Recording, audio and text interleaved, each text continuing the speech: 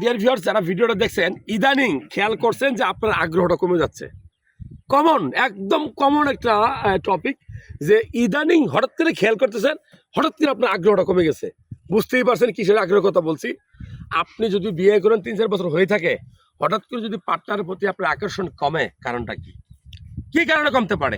আমি বলবো যে আপনার টেস্টোস্টেরন লেভেলটা দেখবেন, যেটা আপনার অন্ডকোষ থেকে বের হয়, ব্রেন সিগন্যাল দেয়। আপনি কি ঠিকমতো ঘুমান?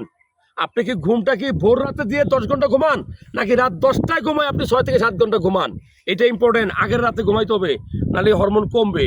আপনি যে খাবারটা খান সারাদিন, সেটা কি পুষ্টিকর? একবার জিজ্ঞাসা করছেন নিজেরে যে কোন খাবারটা খাচ্ছি? সেটা কি সবজি, সেটা কি ক্ষেত থেকে তৈরি, নাকি ফরমালিন মুক্ত, নাকি ফরমালিন যুক্ত, নাকি জাঙ্ক ফুড? খান তো সারাদিন সিগারেট আর হলো গিয়ে সফট ড্রিঙ্কস, চিপস, এরপরে খান বার্গার, পিৎজা, রিচ ফুডগুলো খান। এগুলো আপনার টেস্টোস্টেরন লেভেল কমায়। তো আপনি বলতেছেন যে আগ্রহ কমতেছে, আরও কারণ আছে। আপনি সারাদিন ব্লু ফিল্ম দেখেন, পর্নোগ্রাফি দেখেন, যা আপনার চোখের মাধ্যমে রেগুলার ব্লুরে মাথায় ঢুকে আপনার হরমোন কমাচ্ছে। যাই হোক, আগ্রহ কমার অন্যতম কারণ কিন্তু ব্রোকেন রিলেশন।